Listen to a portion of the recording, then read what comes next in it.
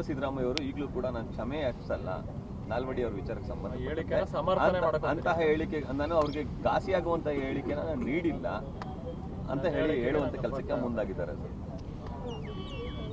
ಈಗ ಬಹಳ ಸ್ಪಷ್ಟವಾಗಿ ಎಲ್ಲರೂ ಕೂಡ ಇದ್ರ ಬಗ್ಗೆ ತಮ್ಮ ಪ್ರತಿಕ್ರಿಯೆಯನ್ನು ಕೊಟ್ಟಿದ್ದಾರೆ. ಜನರಿಗೂ ಕೂಡ ಇಲ್ಲಿ ಇರುವಂಥದ್ದು ಬಹುತೇಕ ಜನಸಂಖ್ಯೆಯ ಅಭಿಪ್ರಾಯ ಈಗಾಗಲೇ ಎಲ್ಲರಿಗೂ ಗೊತ್ತಿದೆ. ನಾವೇನು ಹೇಳೋ ಅವಶ್ಯಕತೆ ಇಲ್ಲ, ಜನರಿಗೆ ಅವ್ರಿಗೆ ಉತ್ತರ ಕೊಡ್ತಾರೆ.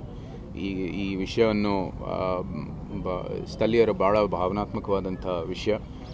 ನಾನು ಈಗಲಾಗಲೇ ಹೇಳಿದ್ದೀನಿ, ನಾಯಕತ್ವ ಇದ್ದರೆ ನಿಮಗೆ ಒಳ್ಳೆ ಕೆಲಸ ಮಾಡೋದಕ್ಕೆ, ನೀವು ಹೋಲಿಕೆ ಮಾಡೋಕ್ಕಲ್ಲ. ನಾನು ಕೂಡ ಯಾವುದೇ ಒಬ್ಬರು ನಾಯಕ ನಮ್ಮ ಹಿಂದೆ ಬಂದಿರೋರು ಇರ್ಬೋದು, ನಮ್ಮ ಹಿಂದೆ ಬಂದಿರತಕ್ಕಂಥ ನಾಯಕರು ಇರ್ಬೋದು, ಅವ್ರಿಗಿಂತ ನಾನು ಜಾಸ್ತಿ ಕೆಲಸ ಮಾಡಿರುವಂಥದ್ದು ಗುರಿಯಿಂದ ನಾನು ಮಾಡ್ತಾಯಿಲ್ಲ. ನಾನು ಕೆಲಸ ಮಾಡ್ತಾ ಇರೋದು ನಾನು ಕೊಟ್ಟಿರ್ತಕ್ಕಂಥ ಆಶ್ವಾಸನೆಗಳು, ನಮ್ಮ ಕೇಂದ್ರ ಸರ್ಕಾರ ರೂಪಿಸಿರುವಂಥ ಚೌಕಟ್ಟು, ಅದರ ಮೇರೆಗೆ ನಾನು ಕೆಲಸವನ್ನು ಮಾಡ್ತಾಯಿದ್ದೀನಿ.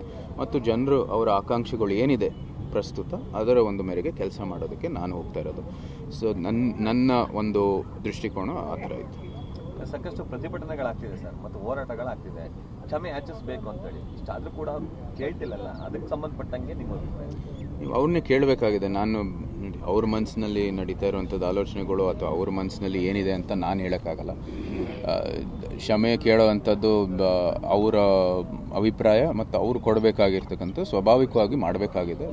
ಏನು ವಾಸ್ತವ ಅದೆಲ್ಲನೂ ಪರಿಗಣಿಸಿ ಅವ್ರು ಮಾಡಬೇಕಾಗಿರ್ತಕ್ಕಂಥ.